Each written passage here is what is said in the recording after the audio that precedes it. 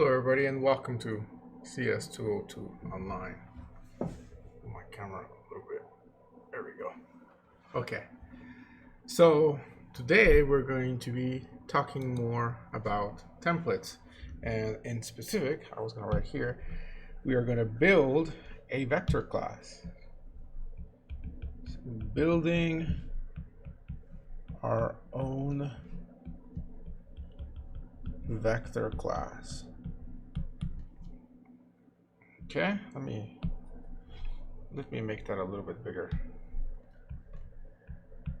Our own vector class. So that's the plan.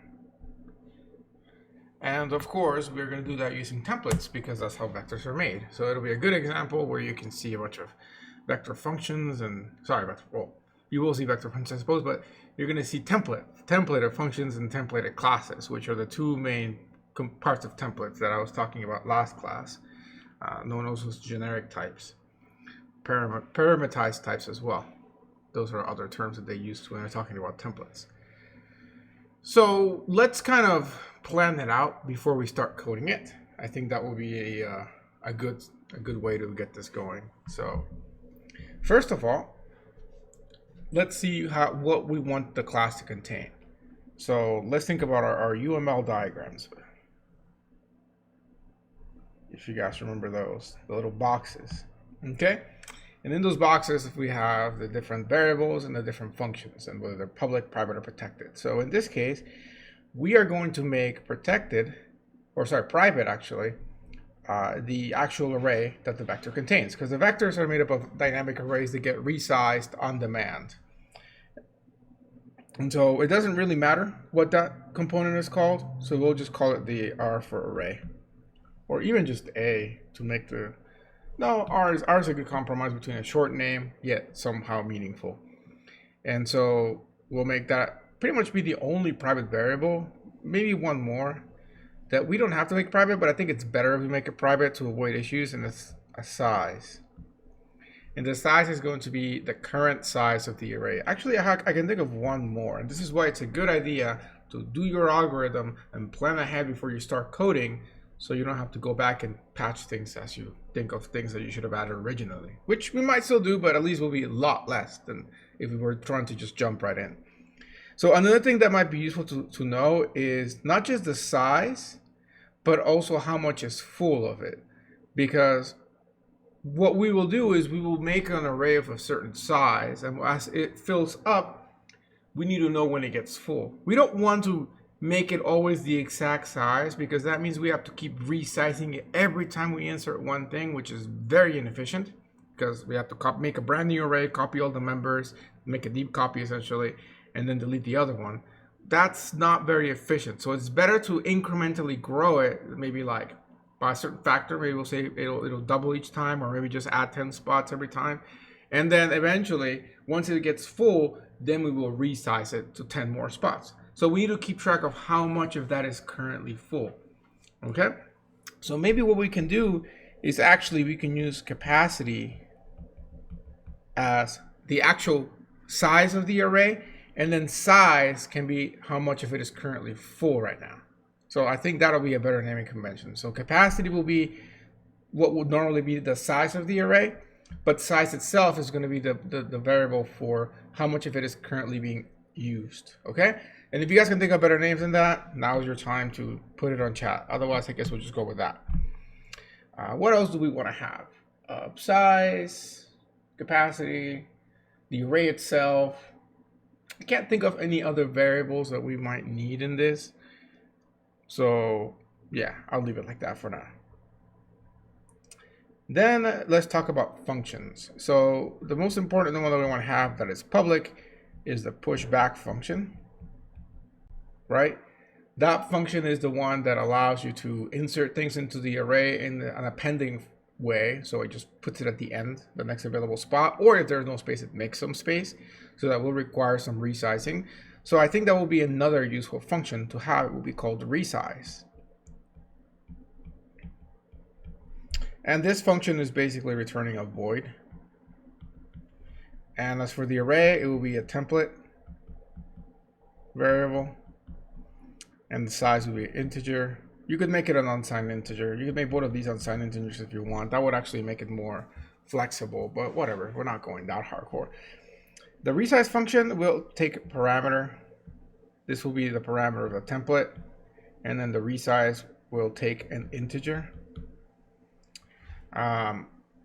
We might want to, and I don't know if we have enough time, but we can also do something like erase. So you can erase a certain index, and maybe like insert at, I forgot what it's called actually in the vector class. We can Google that, but that's the one where you insert at a specific index, and it shifts everything ahead. And I think that's good. I think that's good for now. Can't think of anything else that would be critical, unless you can think of a vector function that you'd like to use. But the most popular ones are pushback. Now, we do need two constructors for this, because as I was coding that extra credit assignment that I will, make an announcement on hopefully next week, is the Creepio assignment for Halloween, right? And so I was coding that a 3D vector, 3D array of pointers that is a vector essentially. Ah, yes, get size. I was thinking that earlier when I made the variable private, and then I totally forgot about it. So you're right. Thank you for that. So yes, get size. We definitely want get size. That's going to return an integer. The other ones are voids. And yes, we want to definitely have a get size function that returns the size, because that's very useful to know. And also get capacity, to be honest with you.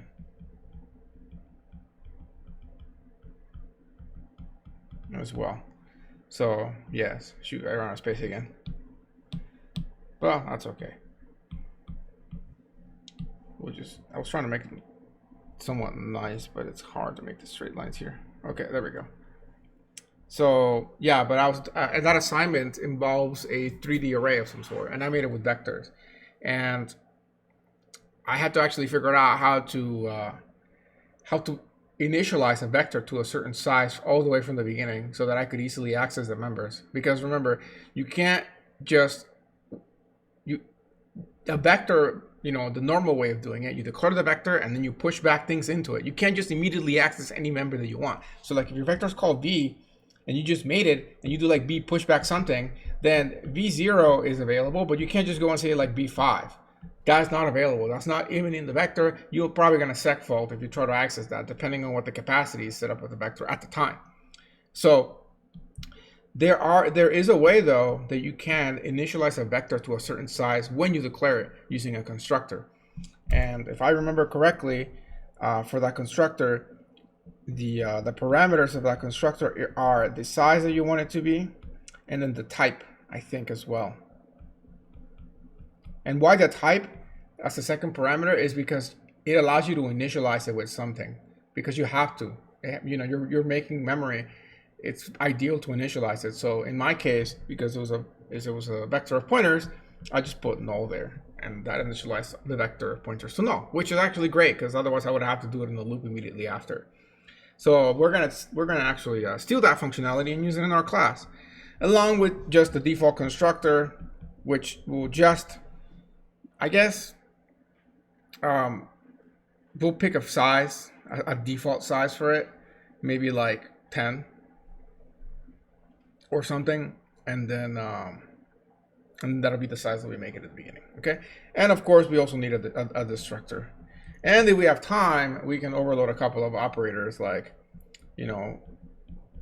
copy constructor, assignment operator, because like we take that for granted, but with vectors you can very easily say like vector v is equal to vector e. So v gets e essentially, and that's a deep copy. It's amazing. Like you can copy like a 3D array in one line of code right there, bam, done. But that works because it's been overloaded to do the deep copying. We can't normally do that unless we actually overload it. So I'm gonna try to, if I have time, we'll do that now. But it shouldn't be too bad if we code it right, because we just have to do 1D copying, because even if there's a vector inside a vector, that will take care of it itself. We'll see.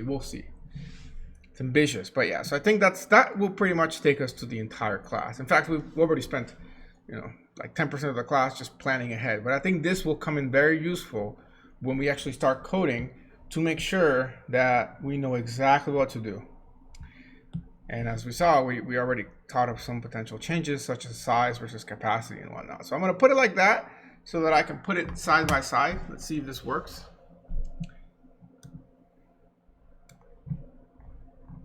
So I have the one that's coding on iPad. There we go. That actually worked out really nice. So at least while we start putting in the functions. Now, normally I would do this in the header file, and then, you know, that you call it like the vector class or whatever, and then include that in your main. We're just gonna do it right on main for now. That's okay, because we're just using it. And you know, if we wanted to make it into an actual header, we make two files actually. One for the declaration and the other one for the definition where you define all the functions. So, but now we're just gonna do everything in one file to make things quicker. Okay, make it a self-contained example. So I had this open still because I wanted to remind you that last time when we did this with vectors, which I think is how we got the idea, this is actually a multi-dimensional array of vectors. This is a vector inside a vector. So this is a three-dimensional vector right here, actually. Notice that we had to do this weird syntax with the spacing because we got that weird error that said you have to do the spacing. So this is the kind of stuff that I also had to deal with when I was making the assignment, although I don't remember having to put the spaces in mine. But that's probably because I was calling the constructor. Yeah. So yeah, that's probably why. Okay. But anyways, let us begin. So I could actually call this the vector class because if I don't include vector library, then the word vector is not reserved by anything or used by anything. But because I might at some point want to actually compare this with a real vector, I'm going to call it the Victor class. So class Victor, like that. And so we shall begin. So let us go ahead and first put all our public functions and then all our private variables. So let's actually put the variables in now. So that is going to, oh, and I guess this is a template class, don't forget. So we got to put the word template. So we only actually have one variable that's templated now. So we'll just call it T. And yeah, so that's actually the array variable. And that's actually a pointer technically. So I didn't put the little asterisk, but because I didn't put the return type, but this is technically a template variable pointer or pointer variable. So yeah. And that's pretty much it. That's all we do for that. Then we want to put in the size and capacity. So I guess why not? We don't really use these a lot. So let's put them in. Unsigned integer size, unsigned integer capacity. And then that's it. Those are the three variables that we have declared. So now let's go ahead and put in our functions. So let's start by putting in a default constructor and then the other constructor. Now, could we combine both constructors into one? We could use size to be null, and then but type is the one that we would know what to set it to. So no, I don't think we can. So we'll have to make two constructors: the default constructor, and then the other one that takes a unsigned integer size, and it also takes a type, which is a template variable. So we'll call it type. Well, type might be a reserved word actually, so we'll just say for T like that. Okay. Do I want to make this unsigned? Why not? I don't think I might get a warning if I did like a normal integer, but that's okay. Yeah. So trying to think if that's a good idea. Yeah, whatever. That should be okay. Okay. So there's those two constructors that we're going to need. Of course, we need to put the actual body, but we're going to do that outside of the class, especially for this one. For this one, we could do the initialization here. Like size gets size, and then capacity gets probably capacity. which I mean get size as well. So yeah, we can do that one there. But we will still want to put these outside. So we'll leave it like that for now, okay? Next, we want to throw in the functions. So let's start just in that order. So we got pushback, and that takes a variable of the template type. After the T object is passed in, are all the T members going to be the same data type? Yes. Yes. So it would be just like vectors, where it has to be homogeneous, unless you use like some pointer and down and up casting or reinterpret casting. So yeah. Resize function, which takes an integer, technically an unsigned integer. So I guess we should put unsigned integer. We'll call it just S. In fact, I like doing this, but I feel like it might confuse people. So let me change that to just an S, so that you know the difference between the parameter and the class variable. Okay. So yes, I like to use the same variables because it's just less prone to errors, but some people get confused with that because they think that like this is actually size already, but it's not. It's just a variable that happens to be also called size. So yeah, erase, which also takes an unsigned integer called index. And then we got insert at. It's a lot of functions, maybe a lot of coding.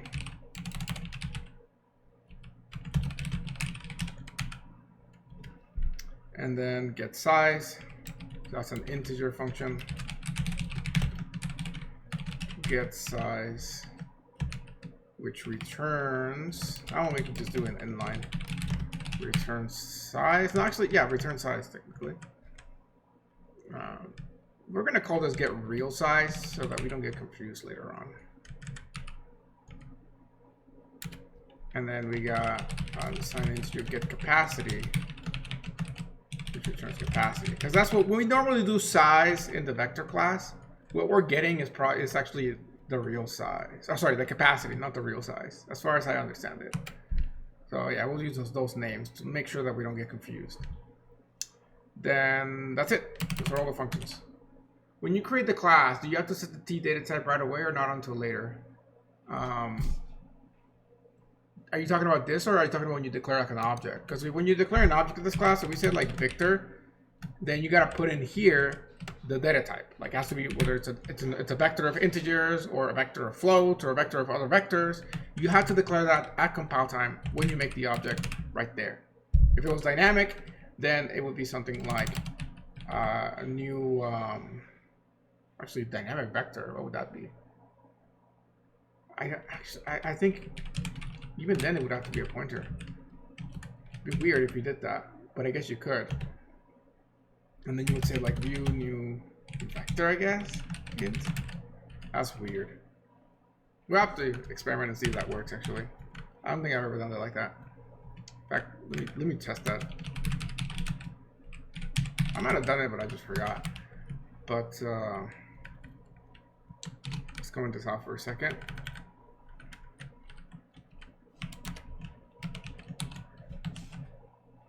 So if you make a vector like that, and then let's make another vector like normal.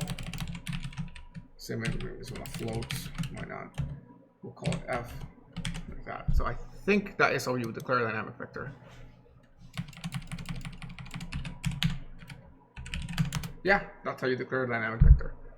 But it'd be kind of weird to do that. Although I could, you know, if you make a bunch of pointers and you want them all to be vectors, then I guess that would actually be okay. But yeah. Anyways, for our class, we'll have to do the same thing. We have to give it a type. That's a requirement of C++ because it needs to know that everything is valid. Like, once it knows a type, it can check all the functions and make sure that they all can actually work. Like, and what do I mean by that? Suppose that we had a function here that was adding to like two numbers of that same data type. Okay, so like we had a function called add that added two indices together, right? And you have a plus symbol in there. It needs to verify that that plus symbol will actually work with the code that you have. And by that, it means it needs to know if there is such an overloaded operator that can do that kind of thing. It'll be the same thing. So like if we do Victor int, you do something like that. It'll be identical. Only difference is we are changing the E to an I. Okay, but yeah, and the reason is again because when you make this object, the code plugs this into this, and then it sees that, okay, this vector is going to be of integers. So if there's any operations in here that involve this integer type, are those operations valid, such as adding integers together, which of course is valid. But imagine that you were trying to multiply things together. This would work if they're integers, but not if they were strings, right? So that's kind of why it needs to know. But yes, in C++, it has to know this because at compile time, it needs to check to know that the code is valid with that data type, that the template is valid with that data type. So yes, good question though, good question. Anyways, I think we're gonna get, I mean, it might get errors for the constructor right now. Yeah, we get errors for the constructor. But if I put the constructor, I'll be able to compile this, even though I haven't made these functions yet. So let me just go ahead and code the constructors for these. So let's code these two constructors.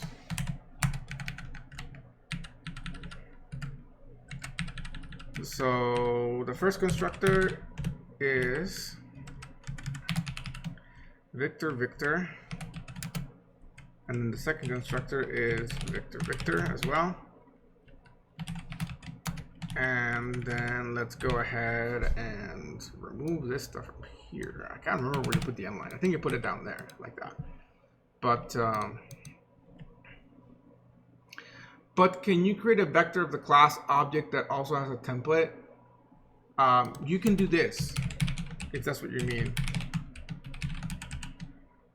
Like that. So like the type of the template is actually another template, which is the Victor. What you can't do is you can't do something like this. Because, well, you could if it was part of a function. So if it was like a function like this, and then in here you said something like Victor T, and then you said template T, class T. You could do this. However, you can only do that because when you call this function foo, you have to have a parameter of that type, that. And then here, actually, well, that's going to give you errors like heck because it doesn't know what type is of that template.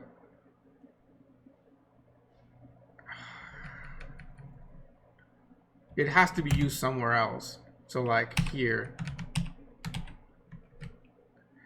No, that's weird. I don't know if that's gonna. I'm trying to see if there's a way, but I don't think so because whatever you do, it has to know at compile time what the template resolves to, because if it doesn't, then it will not compile. So these it knows because you're being very obvious. If you're doing it like this in a function, this is not obvious as to what it's going to resolve to, and so it's not going to compile. We'll experiment and see if we can get this to compile by messing around. But first, let me just make sure that this compiles after we write these constructors. So let's do the constructor very fast.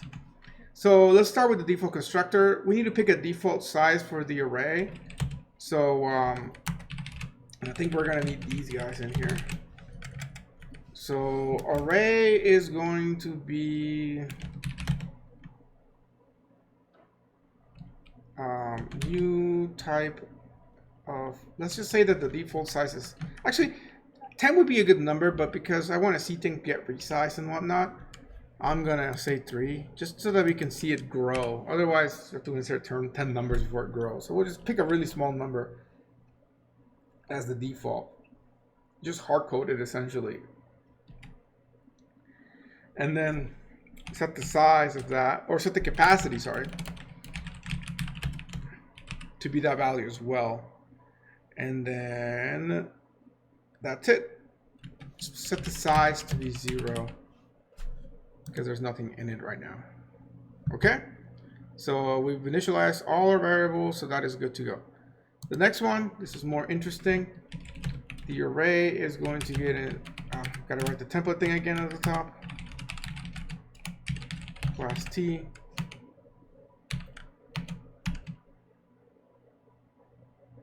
And T is going to be of S size. Actually, we don't want the size to be size, technically speaking, because that's the capacity. The size is 0 at the beginning of this. Actually, no, because we're initializing it technically, so yeah, no, so it is okay to put it as a size. Yeah, okay. So first we make it, and then capacity and size have already been set at this point. So all we gotta do is we gotta initialize the array with whatever T is containing. So we're gonna say for, you know, if we had extra time, we would do an iterator class so we could use a range for loop to do this, but that's too much work. So we're gonna make an old school for loop. I is less than S, I plus plus, and essentially we're gonna say AR at that spot I is going to be equal to whatever T contains, because that's what we're using to initialize it. Okay, so we're just basically filling the array with whatever we pass in as a constructor here. So like if it's an array of pointers and we pass null, this will initialize it to null. Okay, so now this should compile, unless we call, I know these functions aren't defined, but because we're not calling the functions, it should compile. And if it doesn't, we can fix those errors now. Okay, so embellish a sentence without an argument here. New T, I didn't like that. Without an argument list. Oh, it's because I still have this thing here. Let's comment this one out for now. And yes, it needs some space as well.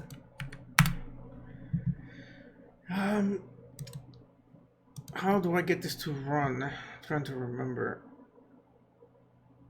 This will be of new of the T type, which is class T, which is passed in here.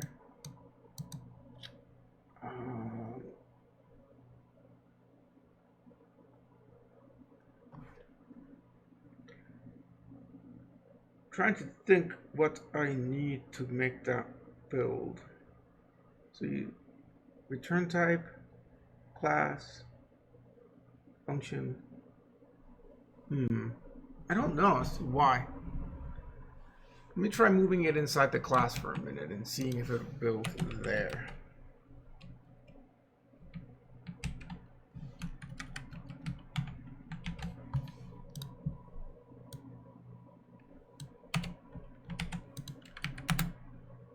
So that fixed that, but the question is why. I'm messing up my syntax somehow, that it's not letting me do it outside the class.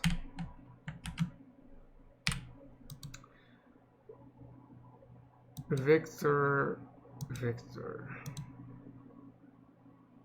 Let me check Google and see if I can figure out as to the why. So initialize construct template constructor.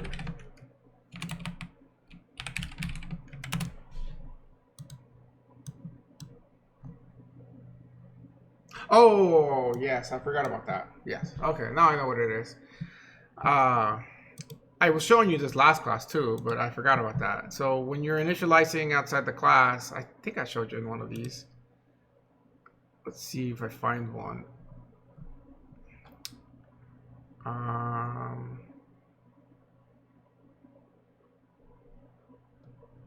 Not these one, I guess. What about these ones? Maybe I didn't show you. So that's a good thing. I'm putting it here. I think I showed you when I was doing it in paper, like here. Yes, this here. So let's switch over for a second to the iPad. So when you are initializing your functions outside of the class, you need to put in, like any other object, any other class function, you need to put in the class that it belongs to, scope resolution operator, and then the function name. But as you can see, you also need to put in the template right there. And that's how it knows how to populate the template. So if you don't put this in, you get that error that I was getting. So again, the syntax for that is the return type, which for a constructor, there is none, so you don't put anything there. The class name, which for us is Victor. Then you got to put the template right there. So that template right here, less than, t greater than, scope resolution operator, and then the constructor name, which again is the class name, and then your parameter list. So I was forgetting that. So yes.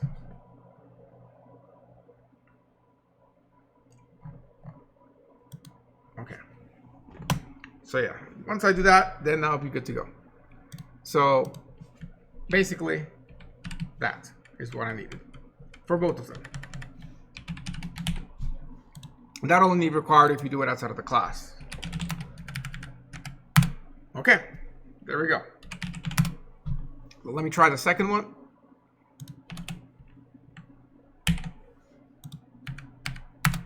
That works too. Okay, so now let's go experiment with the question that you were saying. So there's no easy way to get this to go. So first of all, let me see if this function will even compile as is right now. Let's say if it compiles with that. Let's do that like that. Okay, let's see. So that function compiled like that. Okay, and now let's see if it compiles without this. That compiles as well. The issue, I think, will be if we try to call the function.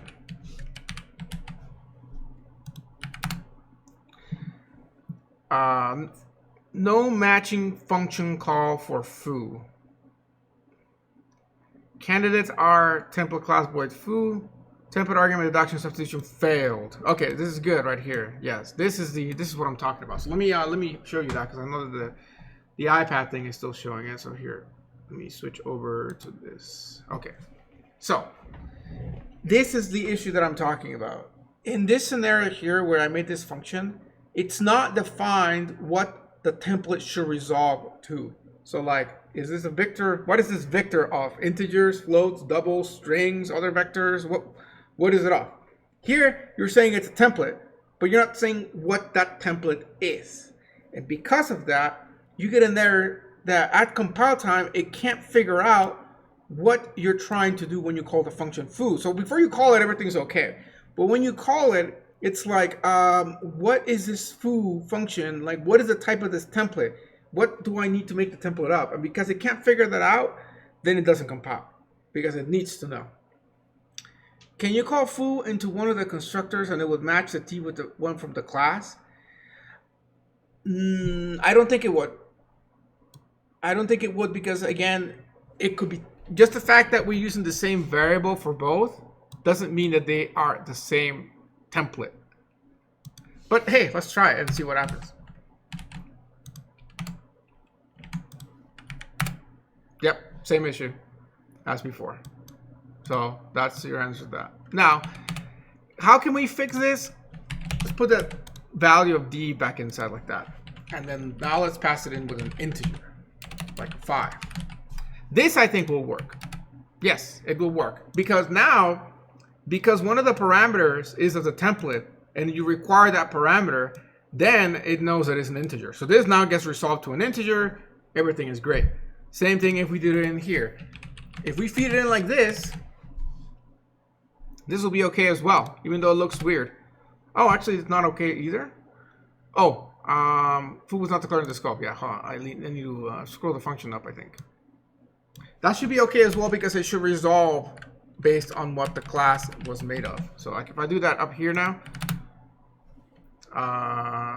expected primary expression before that, foo t.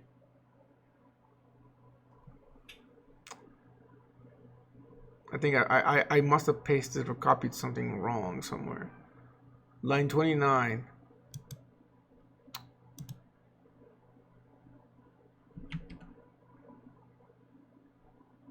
Oh, I see. I need an actual variable of that type. That's right. So I need like a TD or something. And then pass the D like that. Okay. I semicolon. There we go. Okay, so yeah, so this works, but don't be fooled. It knows what the template type is already, okay? Because this T is this T, And this T was defined when I created the class. So when foo gets called inside of the constructor, it already knows that this is going to be integers, for example. And so it populates with integers. So yet again, this line of code, I mean, this code, the function itself looks like it has no type, but it will. It has to have a type always. It has to be filled in some way or the other, whether it's inside of this or in main, wherever it is. You know, it has to have a type. There is no way that you will get code to compile where you are using a template and you're not telling it the type. You're just kind of leaving it like to be added later. That will never compile because of the way that the code, the C++ is made. But anyways, it's a good example about that. Makes you understand templates better. So yeah, I just thought of a function that we could also add into the template, which was a print function, but I don't think we'll add it. Well, it would be nice to have. So I guess we'll add a very simple print function. Of course, simple because, you know, we would have to overload the cout operator and things like that. So yeah, okay. So anyways, I would leave this here, but I need the space. So I'm gonna just kind of put it here and then like come and take it out or something, in case you want to play around with it later. Okay, so I hope that answers your question. So anyways, all right, so we made our constructors. So now let's go ahead and just kind of, let's work our way down, but let's get the ones that are very important first, which is the pushback, which I guess that's the next one, so that's good. Pushback and resize are the big ones. Erase, insert at, those are nice to have, but they're not required to get this kind of rolling. So those we do need because we gotta get them rolling. So let's do those, especially the pushback. But resize will be kind of important once we need to resize. So yeah, let's go ahead and do pushback. So pushback is not that bad of a function because all we gotta do is we gotta check to see if there is space in the array before we insert, and if there isn't, we just call the resize function. So pushback itself is a very simple function actually. So first thing we check is what the size is compared to the capacity. So if size plus 1 is greater than or equal to the capacity, then we gotta call the resize function. And for the resize, we're just going to set the default parameter to be 0 actually, because actually 10. I was gonna say 0 and then hard code it to if it's 0 or 10, but I can just hard code it from the start. So yeah, so every time you want to resize, actually no, we're gonna make it 3. Again, we're using small numbers so that you can see these functions happen without me having to insert like 50,000 numbers in there. So we'll just say that it resizes by t. So every time, so yes, this is not ideal, but every time that you insert 3 things, it resizes by 3, and then 3 more, it resizes. You wouldn't want to do this in real world. You want to do a bigger number than that, like not even 10, but like 100 or something, or like powers of 2, like double it every time or something. Again, the reason we're doing a really small number is because I want you to see when that resize function gets called, because I'll put like a cout statement in it, calling, in fact, I'm going to do that now if I forget, called resizing, just so you can see the function actually running, okay? That's why I'm picking a bunch of small numbers, so that you can see things, you know, happening. Okay, so anyways, that's the resize function's call in pushback, which is whenever the size is too big. Otherwise, you know, and let's say the capacity is 3 and the size is 2. That will mean that, well, I guess, is size the index or is it greater than the index? Are we keeping it like that? No, I guess what we're keeping with size is we're keeping the actual size, not the index. And if that's the case, then size and capacity can be the same and be okay. So yeah, okay, so we'll do like that then. So what I was saying with that is like, when we insert something, do we want to keep the size as to the kind of like the last spot in the array that's full, or to actually mean the actual size? And we're gonna go with the latter, which is to actually mean the size of it. So if there's 2 items in there, size will be equal to 2. Whereas if size was the index, in that case, it would be equal to 1 because it would be at 0 and 1 index, right? But we're going to say it's equal to 2 in that case. So because of that, size and capacity can be the same and still be okay. It's only when it's greater than that it's not okay. So in that case, when it comes time to insert, we're going to say something like AR size minus 1 is what we're going to insert. Okay? And after we do that, we want to increment size by 1. So probably we could do this in a single line of code. Don't feel like thinking right now how to do that. But yes. Okay, so insert at the location of size minus 1. So like, for example, let's say that size is 2. Actually, if size is 2 and we need to insert, we would be inserting at index 2. So I guess we don't need that part because size is pointing to the next spot that you can insert now. Because like, yeah, so like let's say that size is 5. That means that indexes 0, 1, 2, 3, and 4 are full. So the next spot to insert is at 5. So yeah, so that's good. Okay, so we can just do the size. In that case, we can actually just make it one line like that. Because what's going to happen now is we're going to insert at 5, but because it's this post increment, after we insert, size will now have the latest, which is 6. And that might be at capacity. And that would still be okay if the capacity was 6, because the next time we insert, it'll be 7 versus 6. So yes, okay. So that's it. That's pretty much the function. I have to think a lot to make sure all the cases are covered, but we are good to go. Just always think of those edge cases, okay? When you're coding stuff like this, think of the edge cases when things are full, when they're empty, and you'll be pretty much good to go in those cases. I mean, the middle cases are always the simple ones. So anyways, now let's go ahead and do the resize function. The resize function is quite simple. We make it into like a three-step process. First, make a new array of the right size. Then copy over the old content into the new array in the same indices as they are. And finally, deallocate the old array to avoid memory leaks. Oh, I guess we never wrote the destructor here as well. Forgot to put that one in. So yeah, Victor. I guess that's the other one that we definitely want to have before we run this code so that we don't have memory leaks. So let me just kind of put that in really fast before I forget. That's very simple to make the destructor in this case.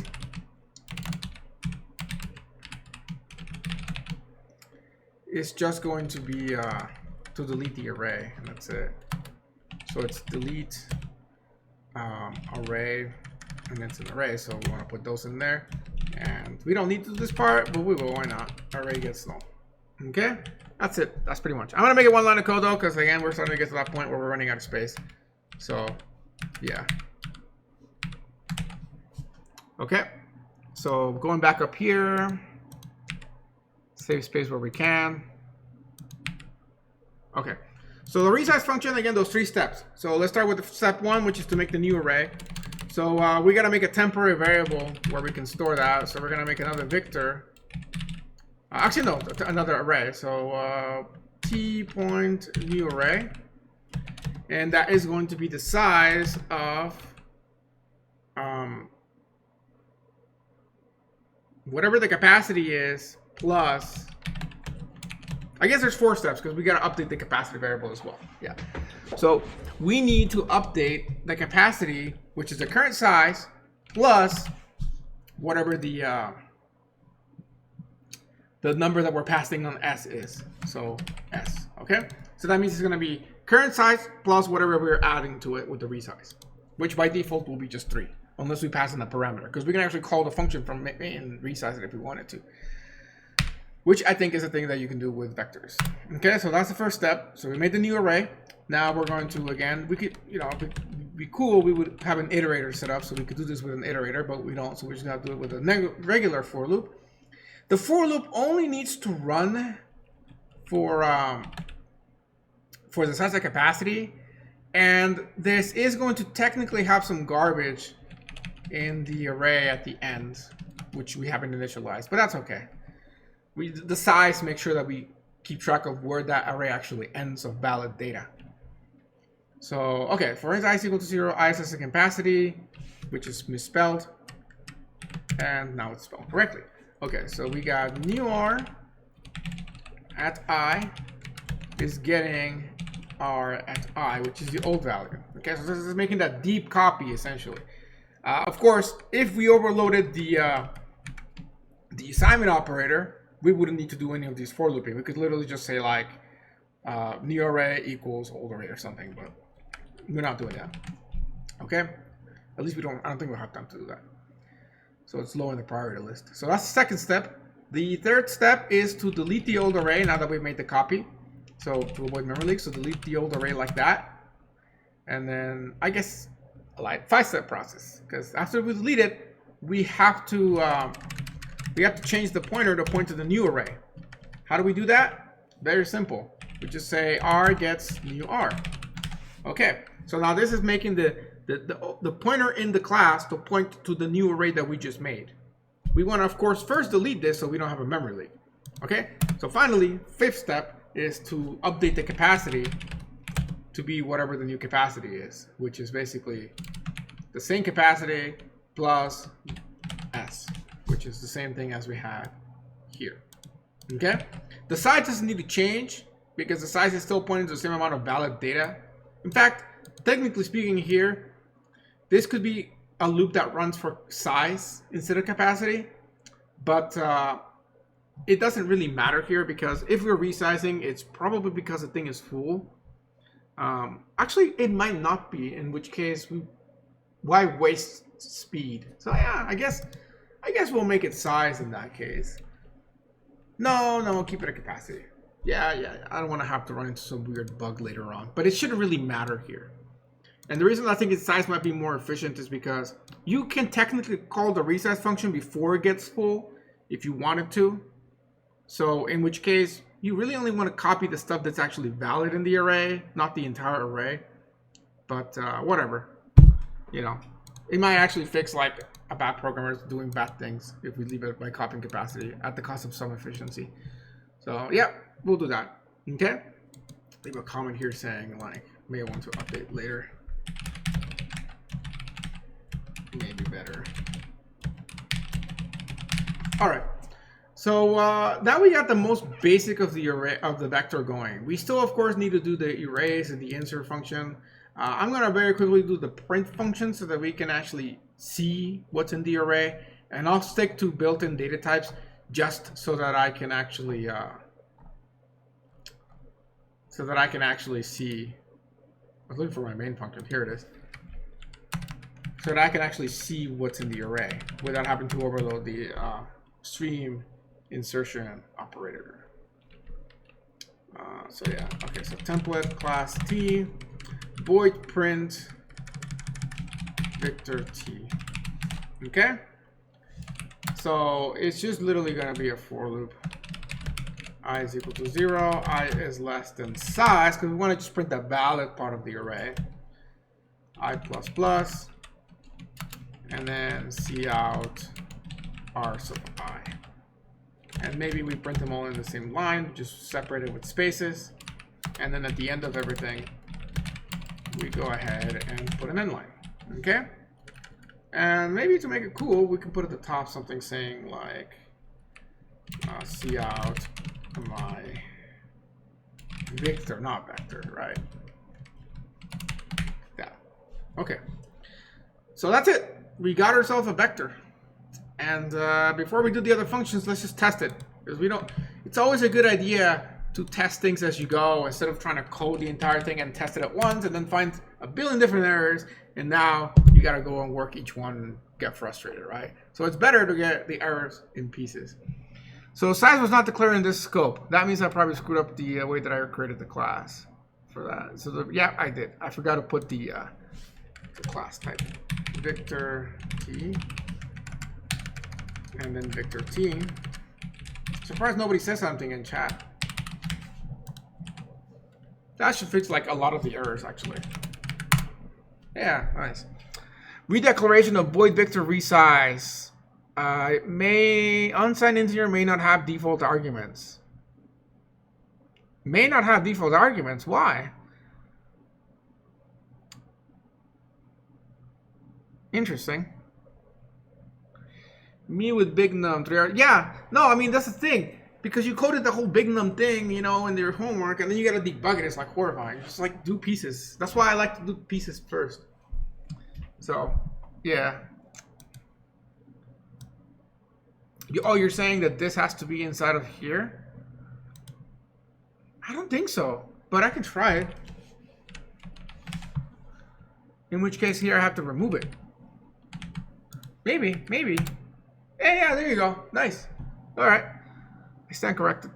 Good job. Now let's fix the other one for me too. 20. Let's see what this one is. Unsigned integer size. Expected type. No. Line 32. Line 32. T new array new. Oh. I forgot the type here. T. That's what it is. Okay, we're good. So yes. So it compiled. So now we can move on to actually trying to do things with this array. So okay, so let's we made a 2D array and a 1D array. So let's go ahead and first of all, how about we try to call the constructor to make the 2D array a certain size? Yeah, let's do that. So I don't know, let's make it size 5. Let's make it an array of pointers. Let's make the 2D array of pointers. Because then I can actually initialize it. No. Why make it that hard? Let's make it like as integers or cars maybe. Cars, yeah, cars. And then we can initialize them with a bunch of F's. For F in the chat for the person that spent 3 hours debugging. Okay? And then is that gonna compile like that? Because that's technically the vectors inside. Oh, no, that will not compile like that. That will yell at me, I think, because that will try to initialize these guys with F's, but I think that won't work. Let me try it. Let's try it. Let's see if it compiles, first of all. Yeah, okay, it won't compile. Okay, so this part actually would need to be inside of here like that, I think. And then it will compile, maybe. Template argument is invalid. A call to constructor cannot appear in a constant expression. Ooh, scary. Okay, let's not do that then. Not sure how to do that off the top of my head. I gotta remember how to do it in the vectors. But let's do it for the one-dimensional one. That one will work for sure. And then we'll keep the second one to just integers. And then we'll build it by hand with the resize function. Oh, one thing that I didn't think about the resize function. If somebody's kind of being cheeky and calls the resize to be smaller than what it currently is, by calling with a negative number, then this thing will break down. So let me just put a very simple if statement on the top saying if s is less than 0. Actually, it can't be because it's an unsigned integer, so we're okay. Yeah, unsigned integers can't be negative, so I think we'll be okay in that sense. So yes, okay, never mind. We're safe, we're safe. If they pass a negative number, it'll just take like a really big positive number. So yeah, we're somehow by accident, by making that unsigned, we actually protect ourselves from negative numbers. Because that's the thing, nowhere in this code we've checked for negative numbers from the user. So like if the user tries some negative number thing, it actually doesn't break because of the unsigned. Otherwise, like we get a negative array, which bad things would happen. Okay, so let's try to just print v and see what happens. That should print out a bunch of f's. Hey, there we go. That worked. Okay. Let's try to insert an O. So v dot, oh look at that, we get our little functions in here. That's nice. Just like the vector, the real vector one. In fact, here, let me throw in the vector class. Oh, I already have it in here. So let me just make another vector. This was a real vector with cars, the same way that I made the first one. Except this one we don't want to call v. We're going to call it e or something. So if we did e, we can see these are all the functions that real vectors have, which is a lot more. However, we have something they don't, which is we have a print function. So we're cooler than them. So yeah. Now, how did the whole constructor, two-dimensional constructor work with the vector? You know, that's what I really want to know. I don't remember. I have to look at my solution for the Creepio assignment. Victor isn't it cooler than vector? Isn't that, maybe that's where I got that from. What's your vector, Victor, from the airplane movie? That's probably why I was thinking Victor when I was trying to think about what we would call this class. Yeah, that must be why. Okay. Anyways, let's try to insert stuff into the Victor here. So pushback an A. Okay, and that should call the resize function, I think. So we shall see if the resize print statement comes out. Yeah, resizing. And so if we were to actually call the capacity one, so let's call the get capacity, that should tell me like 5 plus 3, 8, right? So it should be an 8 for the current size of that. Oh, it's, well, this is gonna, I gotta see out this because it's just a return function.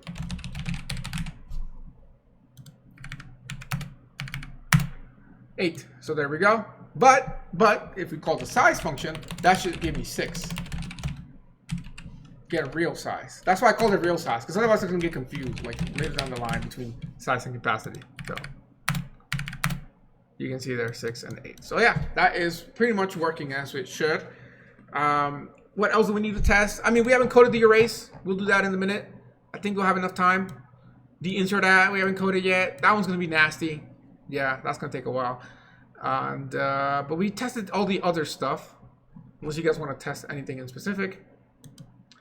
Let's be cheeky and see. I mean, theoretically speaking, this should be okay. But let us try to call. Well, first of all, actually, let's try to call resize by hand. Yeah, let's try resize by hand. So I think I can call resize by putting in like a 5 in here, and then that should still not break print, but these two, one of them will have changed, the other one will have not. So I call the resize function. As you can see here, it says resizing. The vector's still the same. The real size is still the same, but the capacity has increased by a 5 from 8 to 13. So we can manually call the resize function, but it does not break our vector. It's just like adds extra space, which means that we can keep inserting things all the way to 13 without having to resize. Now, what I wanted to do and see if it breaks it is, let's try putting in a negative number. We're gonna get a compile warning, but it's gonna compile. It's gonna make a really big vector now. Oh, we didn't get a compile warning. I think we gotta do like dash wall or something to get that warning going. Yeah, so this gives you extra warnings. By the way, it's a good thing whenever you wanna make sure you don't have weird stuff happening. You can do your wall thing. Just take the warnings with a grain of salt. But for example, it says here that we're dealing between signed and unsigned integers, which is very true. So technically speaking, to fix that, I'd have to make this unsigned, and that would make it go away. So like, yeah, doing that would get rid of that first error, as you can see there, and getting line 58 would get rid of this error here. Technically, they're correct. They're not wrong. These are potentially bad. I mean, they're not bad in my scenario because I have control of the for loop, but in theory, I shouldn't be doing that. Same with line 33. So basically all the for loops I have to make unsigned now. And then finally,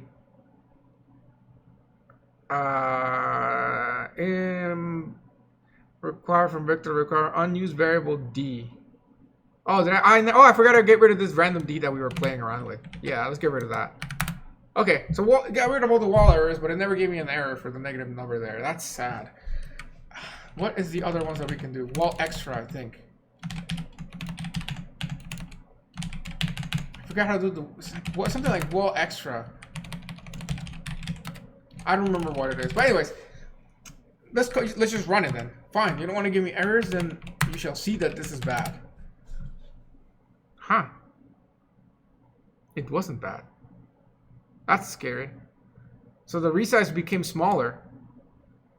Oh, that's really bad. Okay. Why didn't the unsigned stop this? The unsigned has betrayed me. Why is it a negative number now? It should not be a negative number. W extra? Oh, that might be it.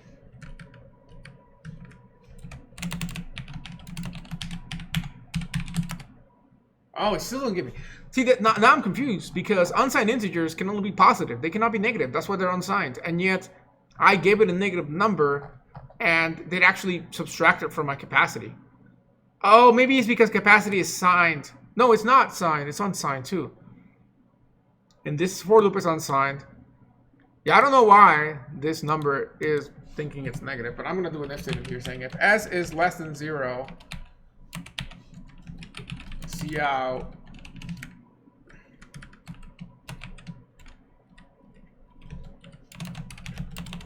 literally like no, just no, don't do that essentially, and then return out of the function.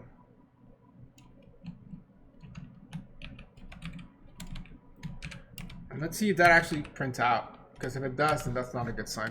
I don't know why would, I mean, I'm pretty sure unsigned should keep things positive. So actually less than or equal to 0, because if we're calling it resize with 0, it's like nothing's happening.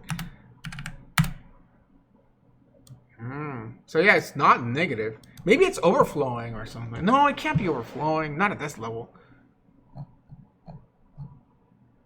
You know, I have no idea why this is doing this. Like, truly no clue. I have to look at it later and figure it out. I'm passing in S. Capacity is the combination of capacity plus S, both of them being unsigned integers. Capacity plus equal S. Maybe you have to say not 0. Well, if it was equal to 0 or it was less than 0, this would print out. It means that S is positive. Okay, how about this? Let's see out what S is. Yeah, let's see out what S is. That'll be a good way to debug it.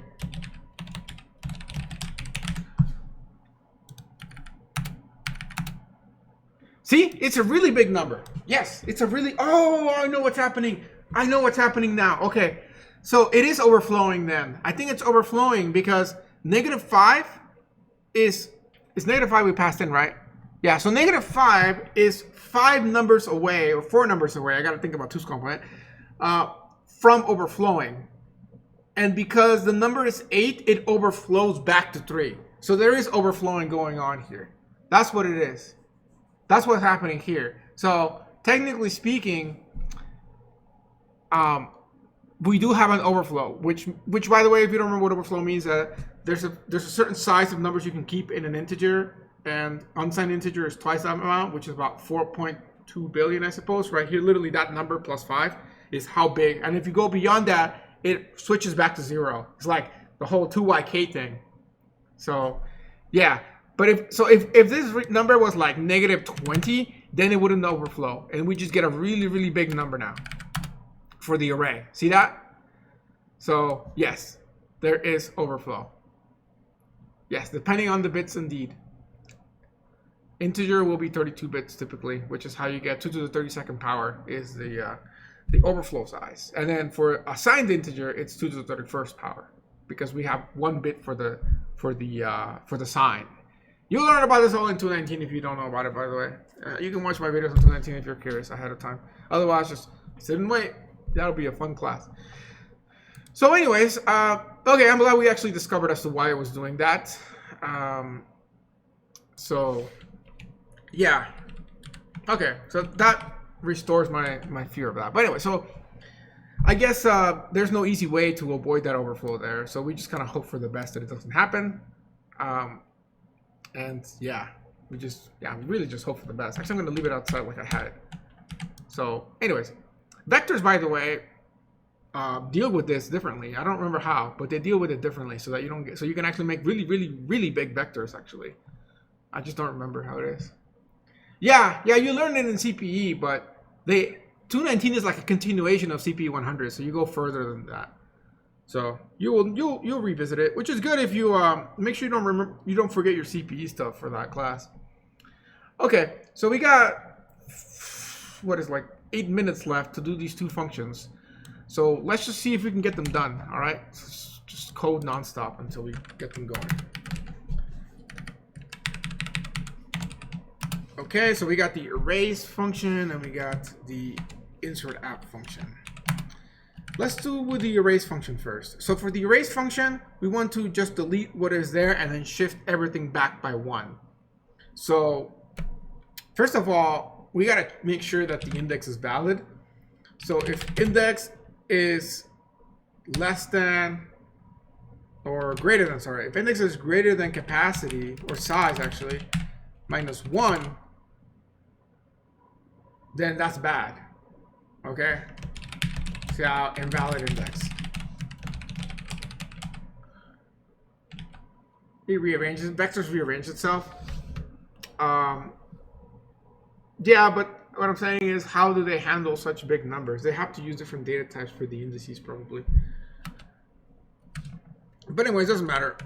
By the way, Geeks for Geeks has a thing on vectors for like every single function. Like there's a description and sample code. Definitely check it out if you want to like expand your knowledge on vectors and like know all the different functions out there. There's tons of functions. As you see when I do the vector thing and autocomplete, I like 30 functions in there. So okay, so that error checks. There's probably better error checking we do, but we are limited on time.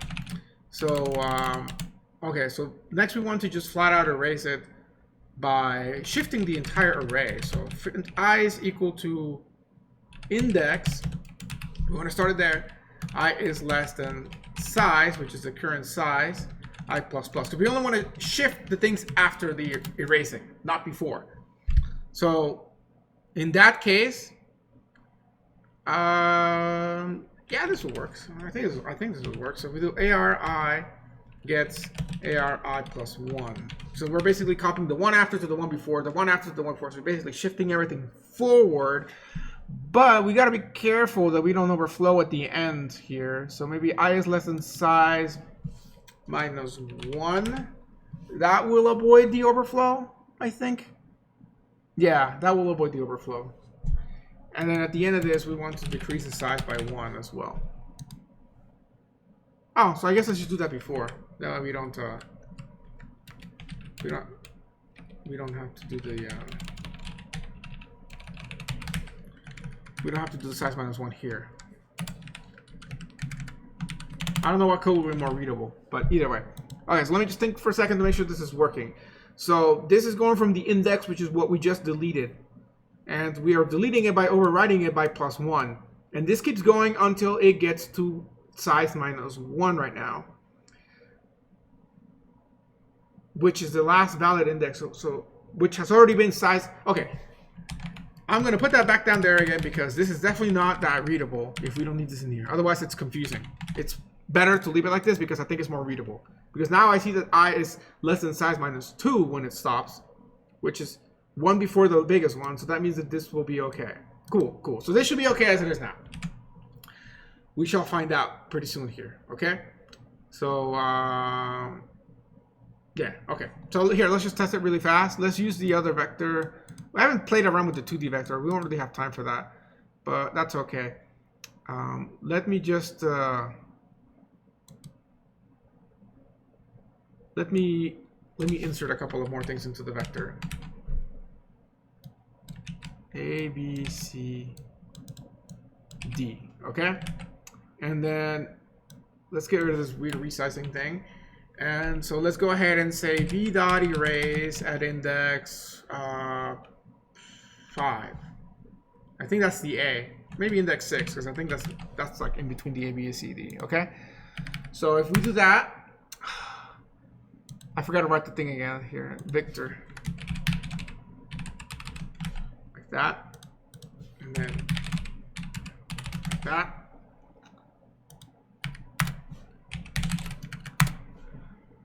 Okay. T was not declared in this scope.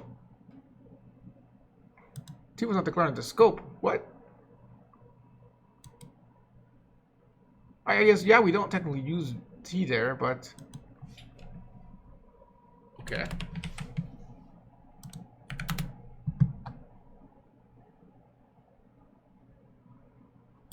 No, that's not it.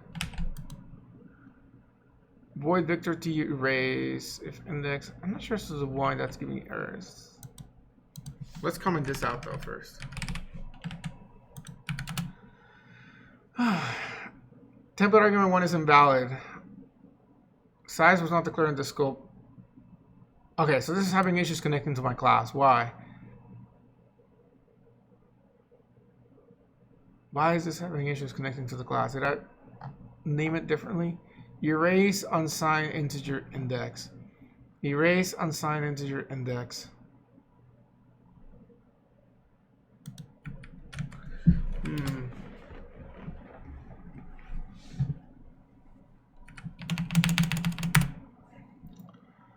T was not declared in this scope. Oh, I forgot. I know why. I forgot to paste the template part on top of it. There we go. Happens when you rush. Okay. There we go. All right. So let's run it. Okay. So let's see if this worked. So we went ahead and had F, A, B, C, D. And then these were indices, and this was the real size and the capacity. And then we went ahead and said erase 6, which would be 0, 1, 2, 3, 4, 5, 6. Okay, 6. So yeah, so index 6 is indeed the B. And as you can see, it did get erased. The capacity went down by 1, but the size stayed the same. So yeah, we're good. Okay, it worked. Let's test it one more time. Let's test it maybe like erase 6 and then call erase 6 again. So that should erase B and C. Yep, it erased B and C. And this actually has the same risk associated with erase that the normal vector class has. Because when you do a vector class and you're erasing in a for loop, you erase something, you can potentially skip the number. Because like imagine that you said like, oh, I'm going to erase B and C, and so I'm going to erase indexes 6 and 7. That's not going to erase indexes 6 and 7. That's technically going to erase indexes 6 and 8. Because as you can see, it delete the B, but it also delete the D. And that's because when this function call finishes, the C has shifted by 1 to 6. So the 7 is actually erasing the D. Okay? So you gotta be careful about this when you're working with vectors. That if you erase something with the erase function, in your for loop you wanna go back by 1, otherwise your indexing might skip checking the next item that is now at the spot where the one that you just erased was at before. Okay? So, yes. So now the time is up, but I'm going to still go ahead and do the last function because I wanted you to see it. But if you have to do something, that's okay. I'd rather just finish this function now if you're curious how this one is. Although this is the hardest one. So that sucks. But yeah, okay. So inserting at is going to be 2 cases. One of them is that the capacity is bigger than the size, in which case we just shift everything forward by 1 and then just throw it in. Or worst, that there is no space and we have to also resize. But to avoid having to code the resize part here, yeah, I'm just gonna check first. So if size is currently equal to capacity,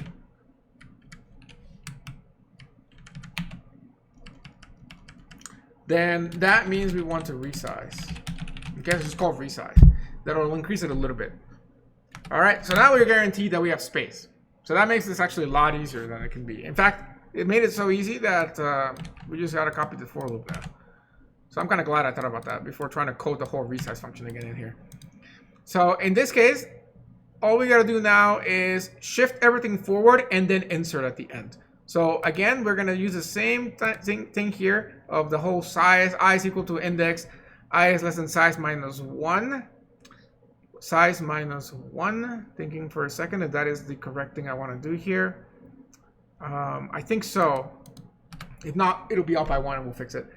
And after all of that is done, except now we're doing it the other way around. So we're doing I plus 1 here gets I. Ooh, no, that is not gonna work. So I guess we'll loop from the end. Yeah. So we'll start with size minus 1 as the end, and then we'll say I is greater than the index. Greater than or equal to the index. Yeah. Okay, so now this will work. So you're basically looping through I gets I plus 1. No, I minus 1.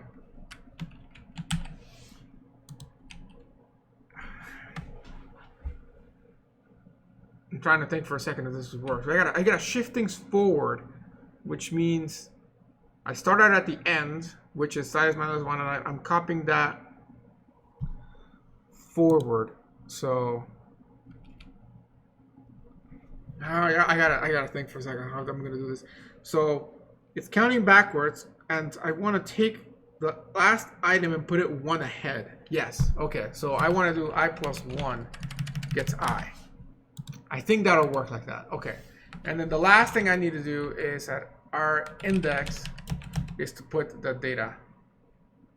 Oh, I never actually had a parameter for the data. That's a design flaw. So we'll call it D. But yeah, this needs to have a second parameter. That is of the data that we're trying to insert at that spot. Otherwise, what's the point of doing that? So, yeah.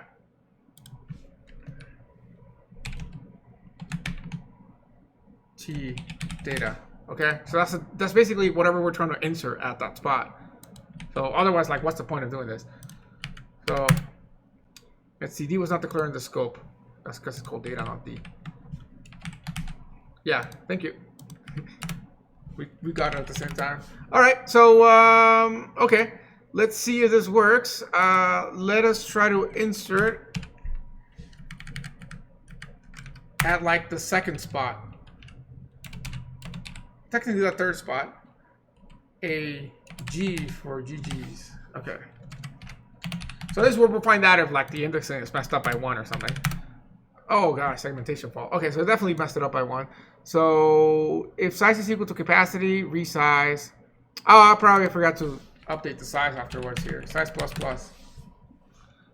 Not that that makes much of a difference, but it might. Nope, still seg faulted. Size minus 1. Okay. Maybe we do size minus 2 here.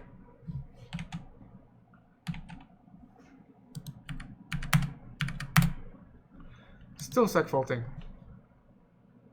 If size is equal to capacity, resize. This is not in the for loop, by the way. Oh, forgot to make that a minus minus. Okay, so that would probably be looping forever. Okay, so let's see if that worked, and if it didn't work, then we gotta make that size minus 2. So we are inserting at index 2. So yes, that is the right spot. We did insert at the right spot. And it shifted everything forward. So yeah, it actually worked. It'd be easier to see if we see before and after. So let me show you before and after.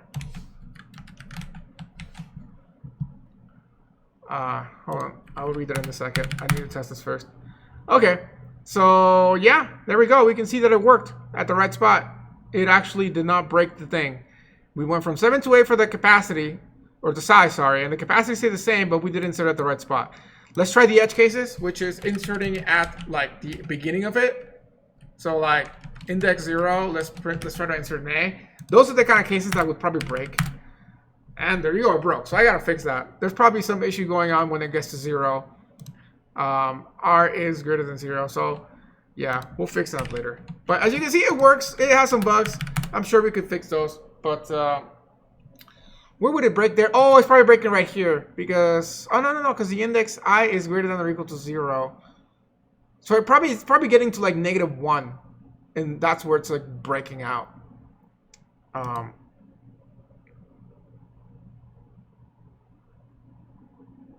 Yeah, might be from that. I don't know. So yes. So I do job, blah blah blah. Python is fun. Geeks for Geeks is useful. Otherwise, YouTube is amazing for just learning how to code. I don't have any specifics, but Geeks for Geeks is what I think is a really good resource for quick and dirty getting code. But anyways, so there's the example of vectors. We spent basically an hour coding this. As for why this is crashing, it's probably something simple. I can just run GDB to figure out why. So let me just compile with a -g flag. Let's see, gdba.out. So it is indeed crashing from the indexing. So we're either going out of bounds, index is 0, data 65, ARI plus ARI. So let's see, size is a big number, index is a big number. 0 plus 1 is 1, and it's getting the 0 value. So, not sure. Let's see back for this.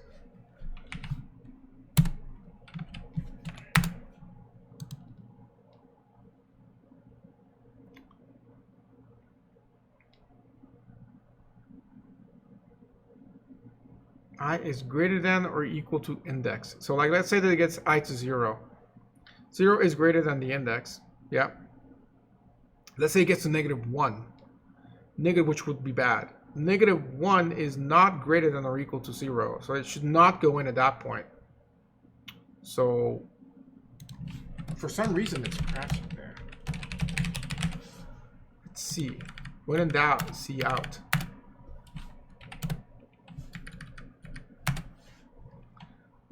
So it keeps going forever. Interesting. So it's not stopping at 0. Interesting. Well, quick and dirty patch. If I is less than 0, break out of the loop. Not the way to do this, but just the way that we can get it going right now. That's the most horrifying patch I've done on the live stream in my life. That's pretty much what I'll tell you there. That I feel shameful for doing that. But I don't know. I gotta go look at that for loop and figure it out. We'll figure it out next time. How about that? We'll start the class with that because we're already past 10 minutes. But yes, that's. I don't know if anybody's still even watching, but if you guys are, don't do that. Don't do that at home. You know, don't do something weird like that. I don't know as to the why it's not stopping when we're doing that. I really don't know.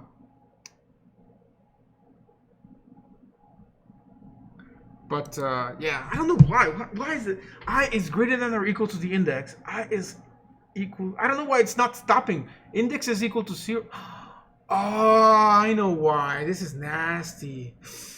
Ooh, this is nasty stuff. It's because of the whole signed versus unsigned cancer, essentially. This is probably why it's doing this stuff.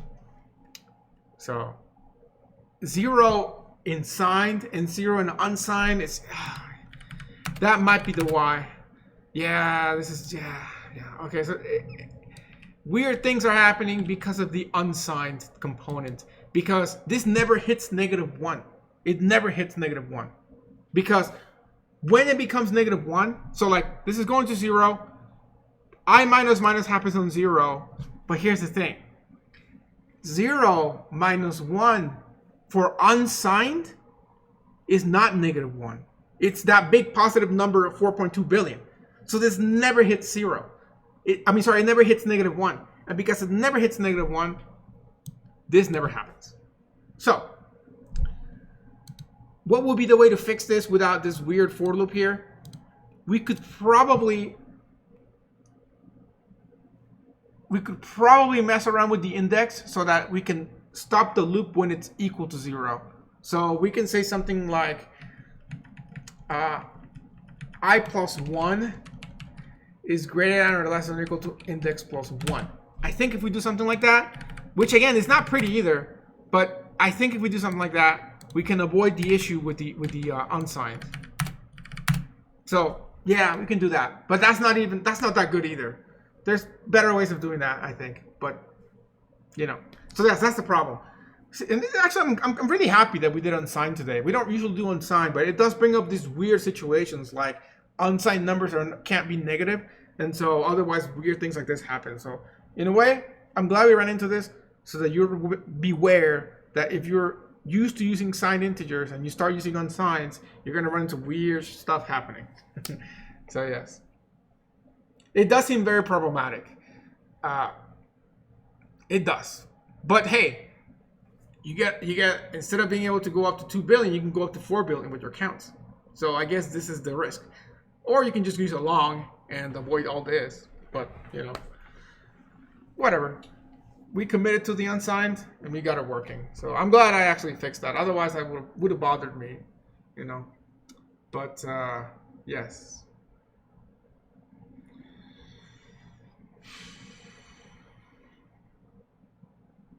Anyways, that's it. And by the way, for the person learning Python, you should do machine learning. That will inspire you to code more Python, because that's pretty much why you want to do Python, because it's quick and dirty. Not quick and, I would say quick and clean even, but you can do a lot of cool stuff very quickly with scikit-learn and other of the TensorFlow and all these machine learning libraries that they can do really cool stuff with like 5 lines of code. So yes. Anyways, all right, that is the end of the lecture today. So I hope that you guys learned that unsigned integers are evil, and that's why I don't ever use them in my skeleton codes. So yes, in retrospect, I probably will never use them again. So anyways, that's the end of the week. So that's the end of not just the week, but it's the end of your journey learning C++, in school at least, because from now on, for the rest of the semester, the programming part is complete, and now we are going to expand our knowledge of programming by learning about recursion, which is a very important topic that some people have a hard time with, but it's mostly because it's abstract at the beginning, but the more you learn it, the more you see that it's a tool to help you, not to hinder you. When you code recursively, it's not because you want to be cool or you want to make a code fast, because it's not. Recursive code is slower than iterative code, which is code with loops. You do it because some algorithms are like 50 times easier to code when they're recursive, like quicksort and some of the tree traversal stuff that you learn in a data structures class. So that is coming up next week. And from there, we're going to learn about linked lists and custom linked lists. But at the end of the day, that's all extra knowledge. But we're actually done with the C++ component of the class. So like, you won't learn a new thing. Like, you're not learning templates or operator overloading or virtual functions. We're done with that. That doesn't mean that you've learned everything there's to it. In fact, you've learned a small fraction of the C++ programming language. From now on, just like our friend here was saying, it's up to you to learn that on your own, exploring the Internet of the things, things like iterators, and modern C++ things like modules and things like that. So yes, there's a lot more smart pointers. There's a lot more to the language, but it's not covered in a UNOB class. It's up to you to learn it for you to become a better programmer, and also to learn other languages too. So yep, that is all. All right. Yes, my favorite language is Python, by the way. But C++ is cool. I respect C++ for what it is. All right then. Have a good weekend, everybody. I'll see you guys next Monday. Take care and get your assignments done.